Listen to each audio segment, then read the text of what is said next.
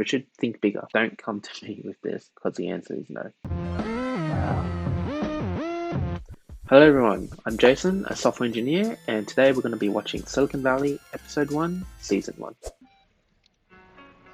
Wait a sec. What is this file size?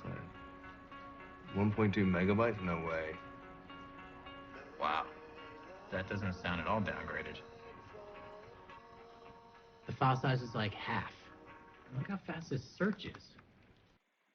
So I'm not really sure why they're focusing on file size here. From what it sounds like, they uploaded a music file. And assuming the algorithm has indexed and already analyzed a bunch of songs, then the search should actually be quite fast. Think like a product like Shazam. It only takes a few seconds, and that's live streaming. So for something like this, where you're actually uploading a file and then getting results, it should be, in my opinion, pretty fast. I'm not really sure why they're mentioning file size. Holy shit. How did it find a match that fast? It's like it's searching compressed files. No way. So, okay, I see now. So they're actually talking about searching for compressed files. So that's why they were quite interested in the file size.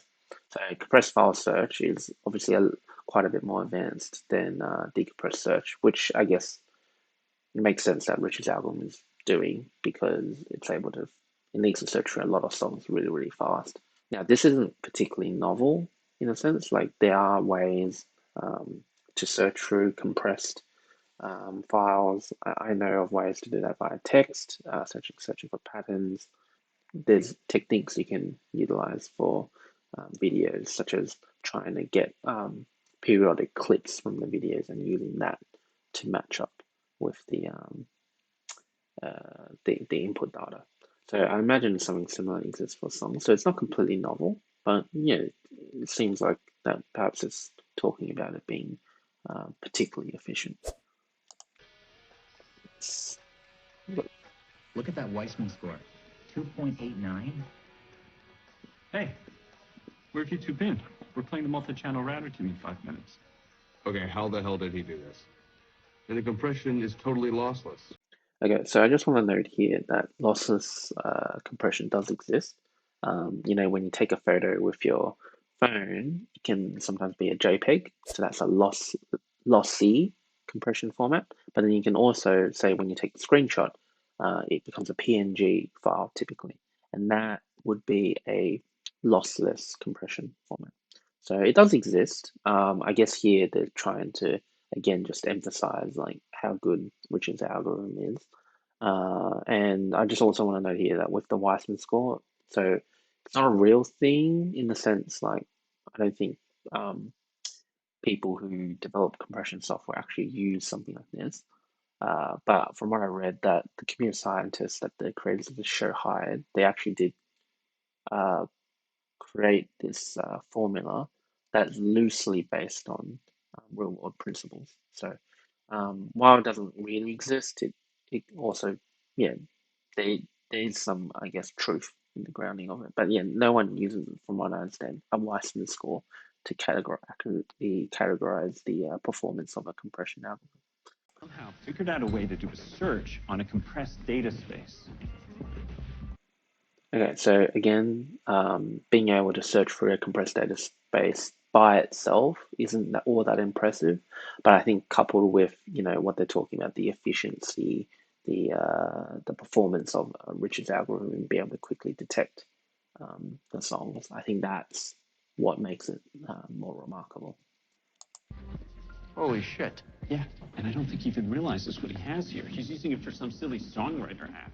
All these guys are like that. They're all about consumer facing. Right, but you take something like this, make it business facing, and use it for enterprise, the applications could be endless. So yeah, that's true. I agree that Pied Piper's biggest asset is the algorithm. It's not just a songwriting app. So yeah, what they're saying, like using it in enterprise applications, being able to quickly search through compressed data spaces in the efficiency that they're talking about, that's got to be a game changer. So yeah, Richard, think bigger. What do you got? Okay, here it is. Bit soup. It's like alphabet soup, but it's ones and zeros instead of the letters. Someone could probably use like DALL-E in 2023 to make that picture for bits. So random. Because it's binary.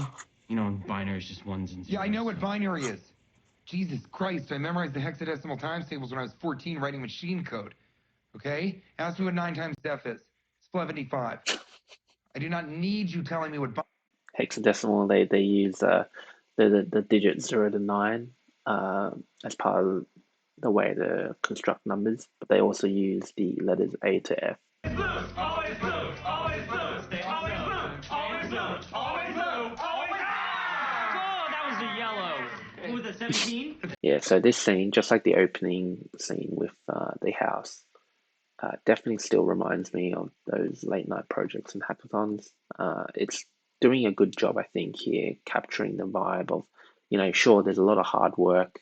You're trying to get something out quickly in a short amount of time, but there's a lot of fun as well. You're trying to have fun while working, so there might be music going on. Whenever you're having a break, playing some games, banter with the other folks you're working with. It's all part of the vibe, and I think the creators did a really good job of capturing that in this scene. So, really great work. It's nice to see.